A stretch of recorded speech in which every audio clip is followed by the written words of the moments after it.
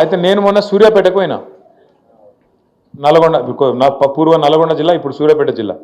మా జగదీష్ రెడ్డి అన్న ఒక మీటింగ్ పెడితే అడిగి పోయింటి. మధ్యలో వాళ్ళ ఇంట్లో కొద్దిసేపు ఛాయ్ తాగుతుందుకంటే ఒక లీడర్ ఇంటికి పోయినా. పోయేవరకు ఆ లీడర్ ఇంట్లో వాళ్ళ పెద్ద మనిషి వాళ్ళ అమ్మ ఉన్నది. అన్న మా అమ్మ ఉన్నదని చెప్పి ఆయన తీసుకుపోయి లీడర్ సాబు పరిచయం చేసిండు. నమస్తే అమ్మ, బాగున్నారా అన్న. ఏం బాగున్నాం కొడుక, మొన్న నా కొడుకు పెళ్ళయింది, ఆ కోడలేమో తెత్తది అనుకున్నా, ఏం తెలియదు, నారాజు మాట్లాడబట్టే. ఏం తెత్తది అనుకున్నావు నేనన్నా.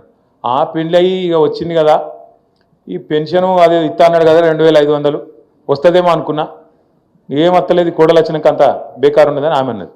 అగో ఇది ఎక్కడి కథ అని నేనని ఆ కోడలు ఉండే పక్కకు ఆమెను పిలిచిన.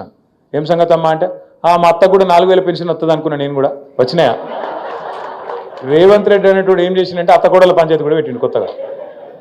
గిద్ద గలీజు ఉన్నది పరిస్థితి. అలా రాష్ట్రంలో అత్త కోడల కొత్త పంచాయతీ. మనం ఎన్నో డబ్బా కొట్టుకోలేదు. 200 పింఛన్ మనం కాంగ్రెస్ 200 పింఛన్ ఇస్తే మనం 2000 చేసినాం, 10 రెట్లు పెంచినాం. కానీ ఎన్నడూ వీళ్ళ లెక్క డబ్బా కొట్టుకోలే. వీళ్ళంతా అది కూడా వస్తలేదు చక్కగా. ముసలోళ్ళే కూడా 2 నెలలు పెన్షన్ లెక్క కొట్టిండు. గాల దగ్గర తీసుకుంటారా అమ్మ ఎవడన్నా? నాకు అర్థం కాదు.